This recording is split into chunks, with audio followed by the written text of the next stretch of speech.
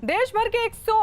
551 oxygen plant बनाने के फैसले का बीजेपी के अध्यक्ष जेपी नड्डा ने भी स्वागत किया और उन्होंने भी एक ट्वीट किया। ट्वीट करते हुए लिखा, पीएम केयर्स फंड के जरिए देश भर में 551 ऑक्सीजन प्लांट स्थापित करने के लिए राशि देने पर प्रधानमंत्री को बधाई। ये महत्वपूर्ण फैसला है जो जिला मुख्यालय पर ऑक्सीजन की निरंतर आपूर्ति सुनिश्चित करेगा।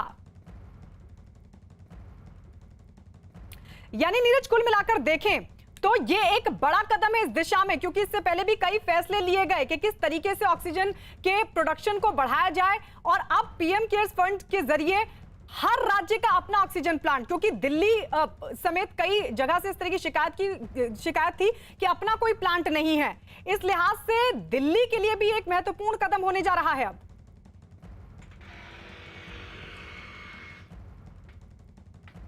नीरज,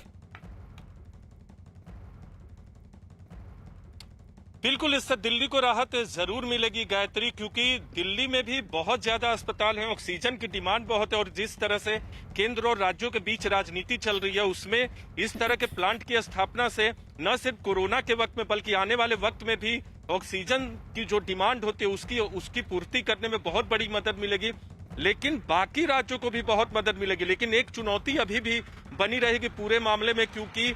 कई राज्यों में, आपको याद होगा कि उड़ीसा में इस तरह के 6 से 7 प्लांट स्थापना को मंजूरी दी गई थी सरकार की तरफ से पिछली बार, लेकिन हाल के वक्त तक एक भी प्लांट स्थापित नहीं हो पाया। तो चुनौती अब यह होगी कि किस तरह से ऐसे प्लांट की स्थापना की जाए आने वाले दिनों में, ताकि ऑक्सीजन की आपूर्ति को, जो सरकार एक चुनौती के तौर पर देख रही है और ऑक्सीजन की कमी से कई शहरों को जूझना पड़ रहा है, कई राज्यों को जूझना पड़ रहा है, उसकी कमी को पूरा करने के लिए ऐसे प्लांट जल्दी स्थापित हो। लेकिन एक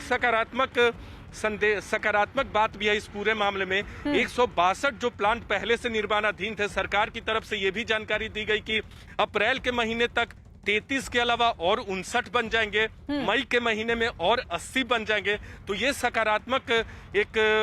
जानकारी है जो आने वाले वक्त में ऑक्सीजन की आपूर्ति की मांग को पूरा करने के लिए एक